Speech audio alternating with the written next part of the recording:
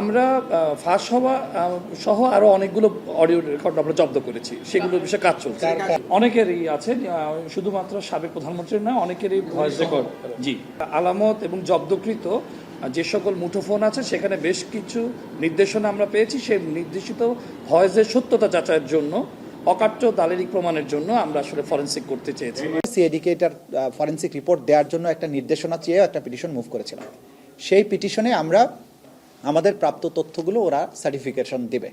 সেই ক্ষেত্রে ওনারা সমস্ত এভিডেন্সের ব্যাপারেই আমরা পার্ট করে তাদের কাছ থেকে ডিজিটাল ফরেনসিকের টেস্টের জন্য আমরা সেখানে পাঠাচ্ছি। এই মর্মে কোর্টের কাছ থেকে আদেশ নিয়েছি। বিভিন্ন জায়গায় চলমান প্রক্রিয়া আছে, তথ্য সংগ্রহ চলছে। জনাব রেহানা সিদ্দিক,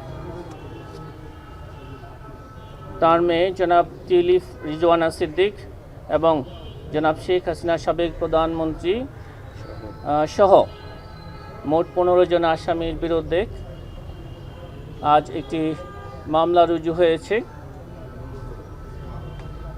অভিযোগ সংশ্লিষ্ট জনাব রাদওয়ান মুজিব সিদ্দিক, তার বোন জনাব টিউলিপ রিজওয়ানা সিদ্দিক এবং জনাব শেখ হাসিনা সাবেক প্রধানমন্ত্রী সহ মোট 16 জন গৃহায়ন ও গণপূর্ত মন্ত্রণালয়ের কর্মকর্তা এবং রাজুকের কর্মকর্তাদের বিরুদ্ধে বেআইনিভাবে ক্ষমতার অপব্যবহার পূর্বক রাজুকের পূর্বাচল প্রকল্পের প্লট বরাদ্দের অভিযোগে আরও একটি মামলা রুজু করা হয়েছে।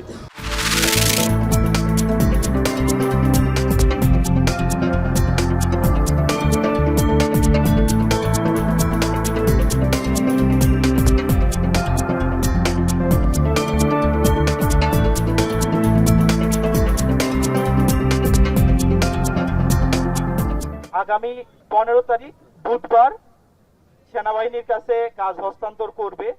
বাণী ভবন হাবিবুর রহমান হলের স্টিল বেস স্ট্রাকচারের অনুমোদন দিবে।